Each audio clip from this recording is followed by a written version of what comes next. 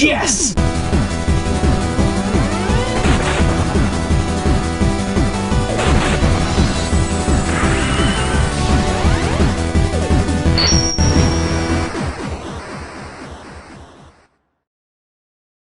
Assassin's Creed 2 Boogaloo! Italiano Addiamano, it's me, Mario! No, seriously, somebody says that in this game. Hey everyone, and welcome back to another episode of The Completionist. This week, we're going to be doing a game from a franchise that's been getting a lot of flack lately, from a company that has recently become synonymous with annual iterative open world titles and microtransactions. And while there's nothing necessarily wrong with that, I just want to take you back a few years to a series that was exciting and new.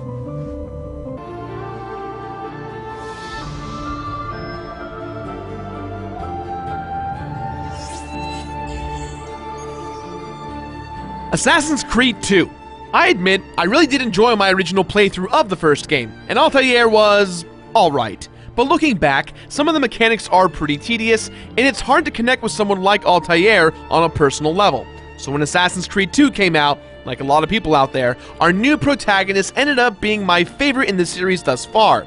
In fact, I'd say that to this day, it's still popularly known as the best entry in the series. But Batman, what about Assassin's Creed 4? That one's the best cause it's pirates! And aren't you supposed to be the completionist? How come you're not playing Altair's Chronicles for DS, or Bloodlines for PISP? You sort of just answered your own question. As you know, I'm a huge fan of the Pirates of the Caribbean movies, and I deeply enjoyed Black Flag.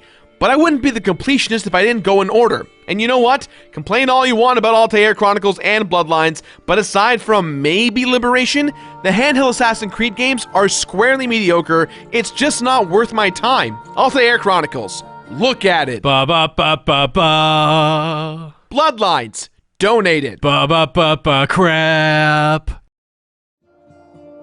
The second game begins almost immediately following the first one. Granted, at this point, if you haven't played Assassin's Creed 2, I'd imagine you wouldn't be watching this review. So take a look at our episode on Assassin's Creed 1. We'll wait for you. Click! Don't forget to come back. We'll stay here frozen till you return. It's like Fry's dog, but way less sad. Oh, now I'm kind of bummed. Anyway, your ally, Lucy, or Kristen Bell, shows up, and it turns out she's a stone-cold killer who resorts to murdering people to help Desmond escape, which he does again by tapping into the eagle vision he received from the bleeding effect. The two fight their way out of Abstergo, but not before Desmond climbs into the Animus one last time so that Lucy can transfer all of his files. We then witness the birth of Desmond's next ancestor of note, Ezio Auditore de Firenze, who lived in Florence, Italy during the Renaissance. Reminds me of Fallout 3. Is Liam Neeson our father? Lucy then whisks Desmond away to a modern-day assassin's hideout, where they meet up with two other bookish members of the Order, historian and analyst Sean Hastings, and Rebecca Crane, a scientist who created her own version of the Animus 2.0. Wow, what a creative name! They then explain to Desmond that he needs to get in their new Animus and relive Ezio's life, so that Desmond will learn to be an assassin himself by intensifying the bleeding effect from Animus memories into his body. At the same time, the group also wants to find the remaining pieces of Eden before the Templars do. Desmond rejoins Ezio just as his family is forced to go into hiding after being betrayed during an attempt at a political revolution in Florence. His father and brothers are hanged, and he's left with his uncle Mario at their family's countryside villa to watch over his emotionally fragile mother and sister. Don't you recognize me? It's me, Mario! Really? Mario reveals that Ezio is the newest in a long line of assassins and trains him so that he can exact revenge on all the people who conspired against his family. Isn't that just the plot of Kill Bill? It's a tale of revenge, yes. He travels across Italy, murdering the high-ranking betrayers and meeting various people along the way, including Leonardo da Vinci. Da Vinci helps him by building new weapons and equipment, and also helps to translate ancient writings by Altair. As Ezio assassinates his way up the ladder, he eventually finds that Rodrigo Borgia, the leader of the Templars, is to blame, and that he has an artifact called the Apple of Eden that belonged to Altair hundreds of years previous.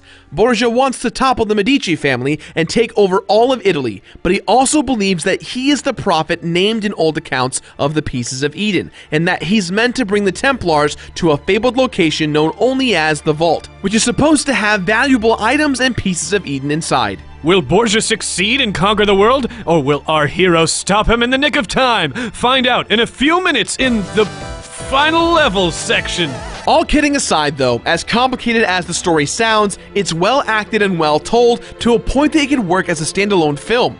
Ezio Auditore is way more interesting than Altair. He has this charm. He's great with the ladies, but he's stupid and young. With the death of his family, Ezio becomes a man searching for answers and revenge. The character growth that we see in Ezio is way more compelling and more, what's the word I'm looking for, cohesive in comparison to the first. So close to the end now, but no closer to understanding what any of it was for. And maybe it was just me, but the addition of more widely known historical figures like Da Vinci and Borgia gave me a better feeling of immersion into that time period. Let's find out more about that in presentation. Are we going to meet other historical characters as well? Michelangelo, Donatello, Raphael, Splinter, April O'Neil? Across the board, Assassin's Creed 2 is much more immersive than the original, and in fairly broad strokes, I think it has to do more with the fact that in more than one area, the game is much more relatable for the player. Besides Da Vinci being great, Ezio's kind of a douche, but he's lovable and a big goofball. The interface is much more easy to understand, especially while collecting stuff, and the whole story's told much more cinematically with cameras that look more at home in movie theaters than on PS1. Gah, it looks like an elementary school diorama. Plus, the story hits better because while it's still about this confusing ancient alien heavy Bible apocalypse stuff, it's set against the story of a man wanting justice for the murder of his family. It draws you in, and it's like a gateway drug to immersion, getting you past the weird mocap awkwardness and small variety of NPC models. Oh hey, sup Giuseppe?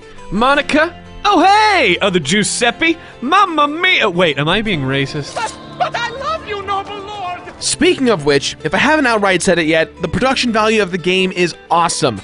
Graphically, Kristen Bell's character looks a lot more like Kristen Bell. Nolan North returns as Desmond, perfect as always, with the voice actor of Ezio, Robert Craig Smith, nailing the confident and young Italian assassin. You know who else has an awesome voice? Scott Stapp from Assassin's Creed.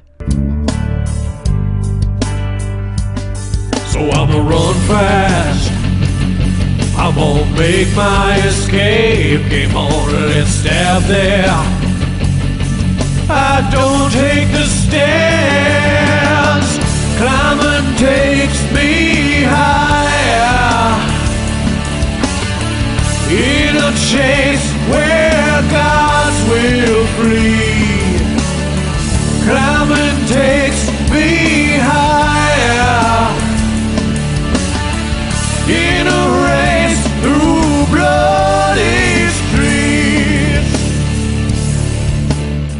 And how could we forget the lovable Stephen Merchant as Sean Hastings, an analyst? It requires a great deal of concentration to keep it all moving, so you'll forgive me if I don't have time to play meet and greet. Remember back in '09 when you first tossed this sucker in? That beautiful sunlight, day and night cycles, running along the rooftops, the sweet looking outfit? I don't even care how much white and red stand out in literally every environment the game puts you in. Ezio looks awesome, and he has 2 hidden blades. 2? A 4-year-old could tell you why that's cool. HE double hockey sticks, yeah! Get that guy a skateboard and some shades! There it is. Music-wise, the Assassin's Creed games do well. I can't really remember a theme song from any of the games because they all sound the same. It doesn't ruin the immersion by any means, but it doesn't necessarily put a tune in my head. At the very least, Assassin's Creed cinematic storytelling is there, regardless of how over-accentuated the mouth movements may be. I still really love how it looks, feels, and sounds today, and back then, it blew me away. Assassin's Creed 2 takes everything we loved about the first game and improves on it so much more. More challenging, yet more intricate with execution. There's a certain grace to the overall feel of the game. Graceful killing! One of my biggest problems with the first game was the pacing being yanked back and forth from present-day Desmond to the past of Altair.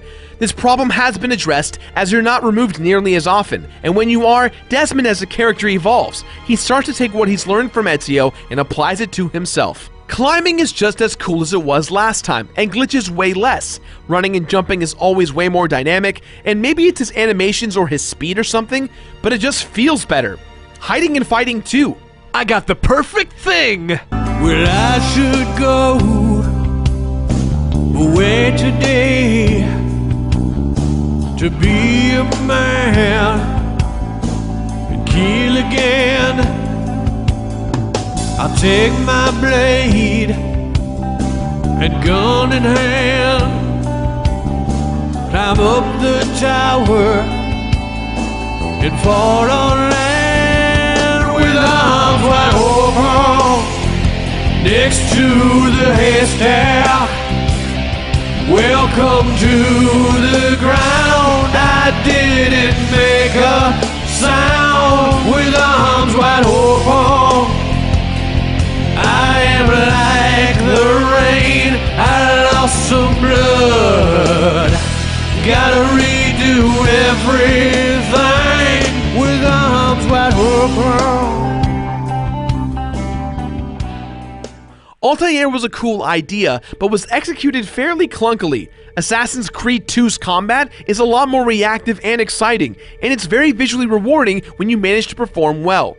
Being Ezio is just cooler than being Altair. There's less of a barrier between you sitting on the couch and you running along the rooftop stabbing bad guys. Also, I like that all of the collectibles and side missions come along with plot elements and fun side information. For example, the Eden puzzles were so much fun to solve. You had to look at real-life paintings, scriptures, or cinematic events in history and decipher the hidden message related to Eden, and if you solved it correctly, you were given a single frame of what looked to be a film. It made all the repetitive tasks worth it. Please, scatter my codex pages so that my ancestor may go on a fetch quest for them in the currently inconceivable future. Aw, come on, Greg. Love, Altair. The side missions in this game return, and while they seem very tedious, they don't feel that way. In the first game, each area had specific flags for each zone, right? Well, with Assassin's Creed 2, Ezio's mother refuses to talk since the slaying of her husband and son. Ezio's brother, early in the game, finds a feather with Ezio gifting it to him.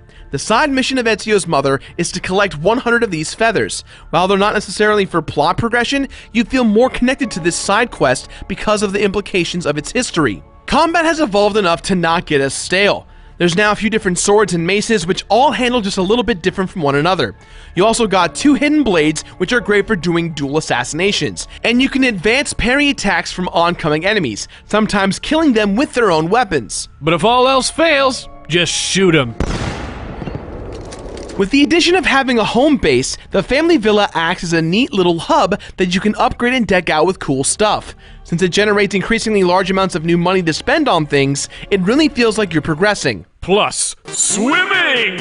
Oh yeah, apparently in Assassin's Creed 1, they explained the fact that Altair can't swim as a glitch in the in-game Animus system. But here in Assassin's Creed 2, it's awesome to swim through Renaissance Italy, and you can even hide from pursuers in the water. Neato! It's a good thing there's no such thing as Templar sharks. Yet. And speaking of hiding, there's a whole notoriety system to deal with that has to deal with developing a bad reputation with city guards and making it better by bribing heralds, assassinating corrupt politicians, and taking down wanted posters. You know, breaking the law. I mean, I know the assassins are the good guys in the story, but you're still living on the underbelly of society like an outcast. And the notoriety system nails it. It's cool to feel like you're such a badass that you gotta hide it. Fun to do bad things. Plus, depending on which faction's cape you wear, you're treated differently in each city, which is fun to experiment with, and can actually help you with certain missions a little. When it comes to playstyle, there are no incentives urging you to step out of the box and be creative. Most of the time, you'll be following the same combat structure throughout the entirety of the game, but this is no different from the previous installment. What if I got a money bonus for switching it up every once in a while? Or what if different unlocks were connected to using different equipment, like in Call of Duty? Hey, those are actually pretty good ideas. Or what if you got to hear a different, legally short enough for YouTube snippet from a different Michael Jackson song every time you killed someone with a new weapon? You ruined it. You were doing great, and then you ruined it right at the end.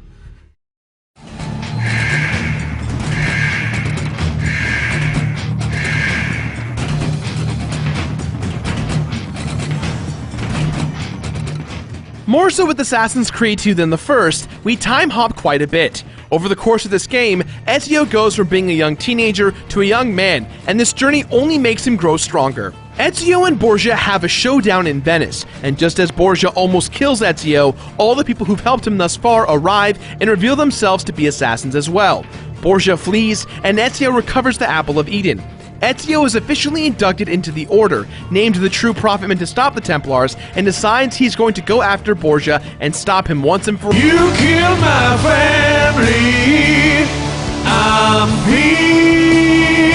I'm a killer, sworn to the creed. Above all the rafters, I'll fly and I'll stab you through the eye. Your sacrifice. I don't think so. Fast forwarding a little bit, Borgia is now Pope, and Ezio's at the Vatican to kill him and to get to the vault, which is supposedly under the Vatican. Apparently, Borgia's staff, known as the Palpal Staff, is also a piece of Eden, and Borgia thinks that he can open the vault with it. Ezio uses the Apple of Eden to clone himself. This is conceptually cool, but has little to offer in terms of challenge or neat set pieces, and the real last fight is just, Wait, it's a fist fight with the Pope? yeah. A fist fight with the Pope? Where they, like, box and discuss religion? Are you freaking serious? And then you just choke him out till he gives up? Yeah, it's kind of badass that he spares Borgia, but it's a super unsatisfying final act that makes the crazy sci-fi stuff that comes after it feel kind of weird. Then you meet Minerva, who's a ghost from an ancient prehistoric civilization. She talks directly to Desmond through time about Armageddon. Civilization is lost unless somehow Desmond can save the world. At this precise moment, the Templars show up, and you do a worse version of Ezio's combat in real life while you escape to a secret cabin somewhere. But when it was all said and done, the fourth wall breaking was intriguing, and I was really excited for Assassin's Creed 3 and the end of the story. Well, there's a bunch of games before you get to 3, and you don't want to get to 3. I've never played up to 3 before. Oh, you'll see. You'll see.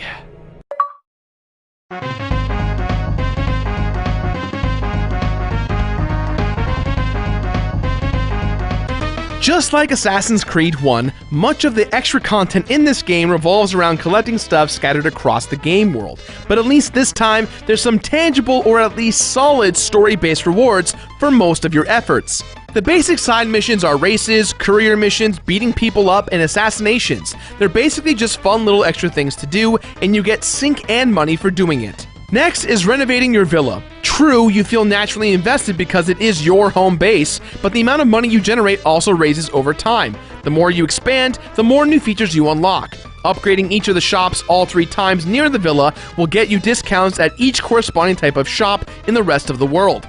You can also track your completion of other side quests here by looking at the models in the armor room. Here's the completed set. Next comes purchasing all the fabrics, weapons, armor, and heck, we're in Europe, so there's paintings too. The benefits of buying new gear is obvious. Better gear. Get all the stuff for an achievement, and a cool art gallery to walk through in your pimped out villa. Yo, this is where the magic happens. Now, there are some bonus weapons you can get in this game if you have Bloodlines on the PSP and you've successfully killed certain bosses and conquered plot points. There are also 2 DLC story packs that expand on the future of Ezio a little, involving the sealing away of the Apple of Eden in the Battle of Forlì DLC pack and the aftermath of that battle in the Bonfire of the Vanities DLC pack. In the end, we get a nice wrap-up for the good character that Ezio has become, encouraging the people of Florence to follow their own path. Then the Assassin's Tombs. There are 6 of them in the game, and when you grab the seal from each of them and place them in their place beneath your villa, not only do you get some cool assassin history, but you also unlock the cool black Altair armor. It has the same stats as your ultimate armor, but it never has to be repaired. Cool, right? There are also 8 statues to collect all over the mini-town. Get them all for some nice early money and an achievement. Feathers are not on your map and are even hard to find with Eagle Vision. Collect 50 for a decent hammer and collect 100 for the Auditore Cape, which looks really cool but has the annoying effect of making you totally notorious wherever you go. It's like the opposite of a valuable prize. There are also the chests and viewpoints, which are fun busy work to help kill a few hours, but don't do much besides make it a little easier for you to upgrade something or access more side quests. They are required for full synchronization though, as always. And finally, we have the Glyph Eden puzzles, which are probably one of my favorite collectibles ever. There's 20 of them hidden across the world, placed by the mysterious Subject 16, Desmond's predecessor in the Animus. Collect all 20 and solve the neat puzzles each one comes with, and you get to see a video called The Truth, which reveals even more mind-blowing prehistoric secrets.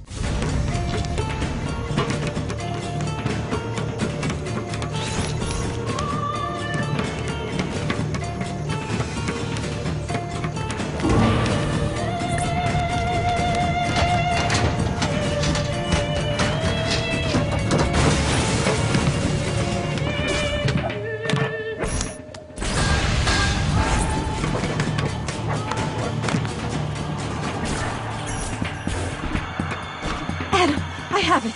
Eve.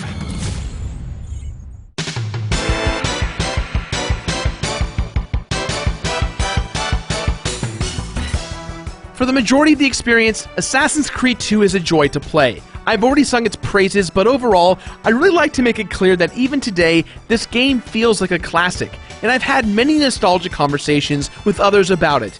No one was tired of the franchise at the time. It may be annual now, but it was truly ahead of its time. Now it's kind of behind. In terms of achievements, you guys may have noticed that these predate way back to 2009 and 2010. That's because I completed that back in the day, which means for the purpose of this review, I completed the game again, just for you guys. I love you. Most of the problems this game has, like minor graphical glitches, difficult navigation due to poor design at times, and the tedious collection quests, still haven't been ironed out of the series today, even if I do think Unity's problems became blown out of proportion. Assassin's Creed is a great series, and Assassin's Creed 2 is a great candidate for best in the franchise. Except for the feathers. Those were too hard to find, even with... So that's Assassin's Creed 2.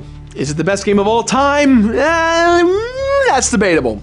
But it did set the gold standard for the single most unconventional, annualized blockbuster franchise of the last decade or so.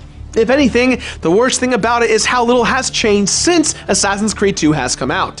It was a fun game with enough meat on its bones to want to completely devour it, but it still feels totally satisfying after one playthrough. So with that in mind, guys, this game gets our completionist rating of finish it. Finish it! And after you finish it, be sure to subscribe. And be sure to check out last week's video on Mega Man 1, 2, and 3. And if you really love Mega Man, go check out Super Scope Show's episode on Mega Man as well. And as per usual, go to thatonevideogamer.com for the new Spotify playlist. Now, back to you, Gerard. That's all time we've got for today, guys, so please, as always, leave your thoughts somewhere on the internet. We have a nice little subreddit called r/thecompletionist if you want to join that community. We also got Instagram, we got Tumblr, or as I used to call it, Tambler. We got twitch.tv/thatonevideogamer for when I'm streaming. I'm getting into streaming a lot more. We're going to be doing that a lot more again. And if you want to help the show, the best way to do that is to head over to patreon.com/thatonevideogamer. We have a bunch of cool tiers set up for you guys. Whether you donate $1 or $10, you get fun incentives. And it's all a good time. The Patreon community is actually one of the cooler communities. It's much more laid back, it's much more fun, and it's really about the celebration of the Completionist and the decks and all the shows we do with the That One Video Gamer branding. Now, if you excuse me, Mark, go ahead and show one of the Creed parodies we did. If you do not understand the Creed reference that we made in this episode, I feel bad for you. Actually, no, I just feel old. I feel really old. I'm old. Well, I should go away today to be a man and kill again. I'll take my blade and gun in hand, climb up the tower and fall on land with arms wide open next to the haystack. Welcome to the ground. I didn't make a sound with arms wide open. I am like the rain. I lost gotta redo every